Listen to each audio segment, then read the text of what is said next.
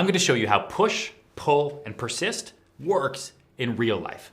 So I've got 3 phone calls to make to 3 different buyers who are all in different stage of the buying process.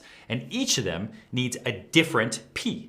With one buyer, I'm gonna have to push them. With one buyer, I'm gonna have to pull back. And the other, I'm gonna have to persist to get them all to close. Because remember, that's the goal. So first up is a client moving from San Francisco. He's young, he's a tech guy, he's got money, he's moving here for a new job, and he's got a couple kids. And he wasn't sure when he first met me if he wanted to buy or rent, because he doesn't really know New York, he doesn't know the area, doesn't really know the market. I know what's best for him, which is to buy in this buyer's market we're in right now and get a really, really great deal. But I've had to really push him to get to that point. So last time he was in town, we found an amazing 4-bedroom apartment in Chelsea. And I really pushed him to make an offer, to start a dialogue, even though I knew and he told me that he wasn't 100% ready to make that his decision, but I pushed him. So now we're basically at an accepted offer, and I've gotten the seller to agree to cover some of the buyer's closing costs, which is totally crazy as a resale. So I need to call him, push him over the fence, and get him to do the deal.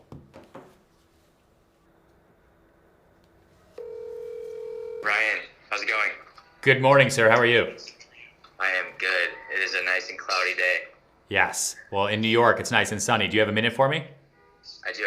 What's Okay. going on? So the apartment in Chelsea that I've been going back and forth on with the offers, they finally came back to me. And I know you're still kind of wavering about whether it's the right place or what you want to do, but they've agreed to your number, which is awesome. And on top of that, because I told them that you would need to be in the next 2 months because you're moving, because of schools and the new job.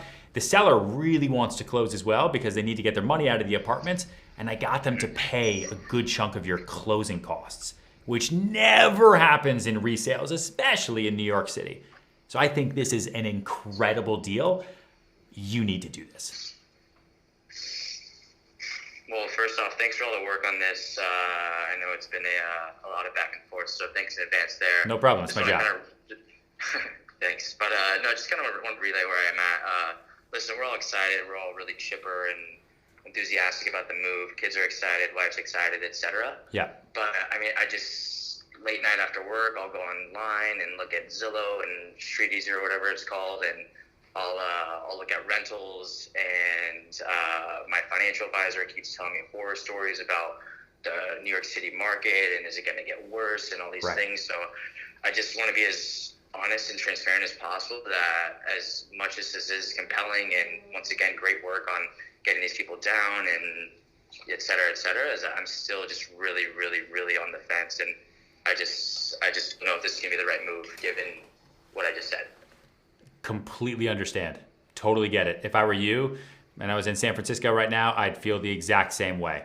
So listen, I can't tell you what to do. All I can do is advise you as best I possibly can. But I think what you should continue to focus on is, one, you're definitely moving to New York, right?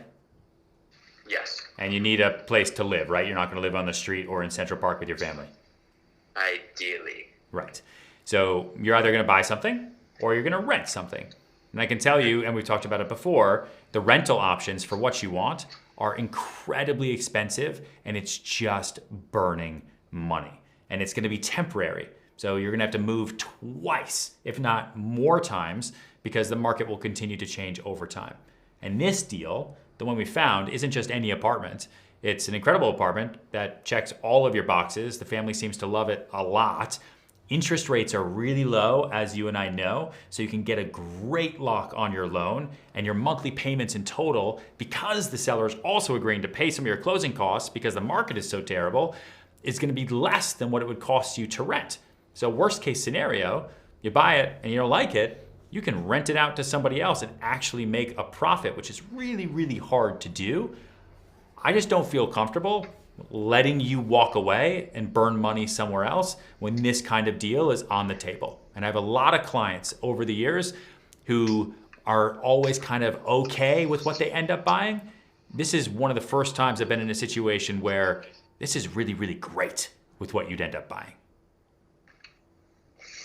You know, it's interesting you bring up a couple of these points. I've been renting over the years with my family, and I obviously have a good relationship with my landlord, but I'm just, as you said, lighting money on fire. And so it is interesting you brought that up.